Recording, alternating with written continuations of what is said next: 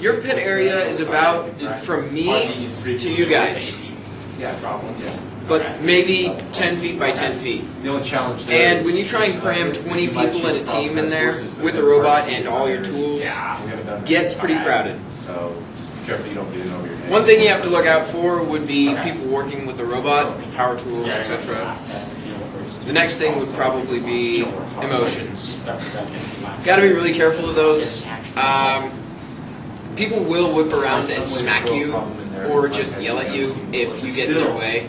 Because winning is great, but when we aren't doing so well, which has been most of the years past, high level of emotion, high level of anger, stress.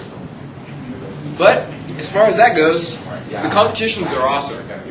Going to competition, when we are in competition, we have to have a team of people who are actually scouting the other teams.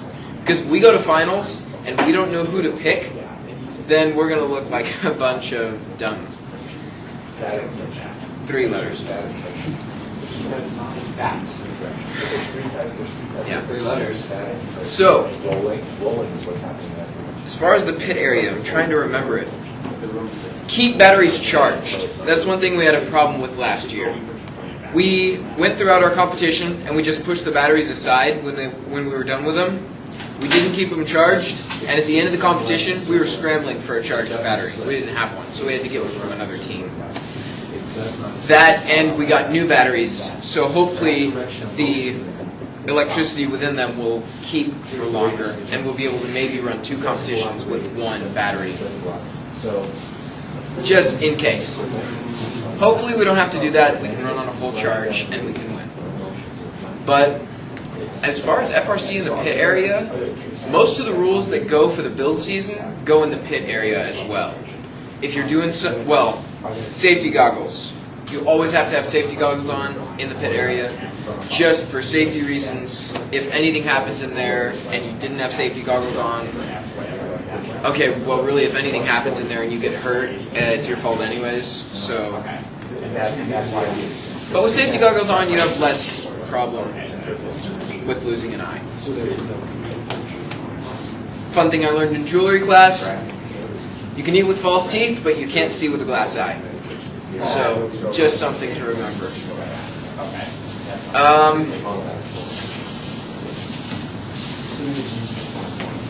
People yelling robot, keep out of their way, because they have a robot that's on a cart that just has wheels and no brakes.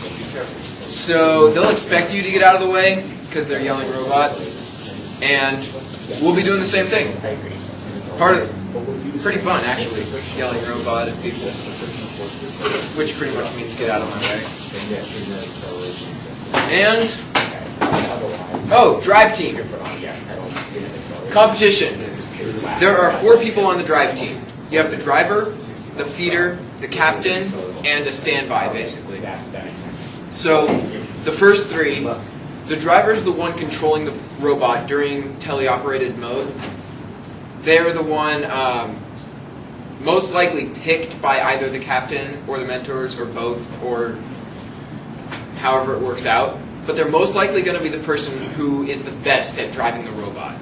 Hopefully over the build season we'll have test time, and in that time we'll figure out who's the best at shooting, driving, getting to the feeder station, stuff like that, if there is one. We don't know the competition this year yet. So the feeder is the person who basically loads whatever you're using into the field to your robot. The captain is hopefully the person just stands back this year, because last year I was the driver once, and when they're yelling over your shoulder telling you what to do, it gets kind of annoying. So yeah, we may just give the captain's button to somebody who can stand there and watch, because really it's just a button that says, you know. So we have volunteers already.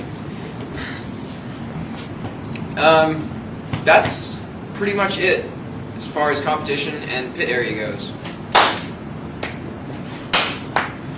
You're welcome. For an unprepared competition, that went for a good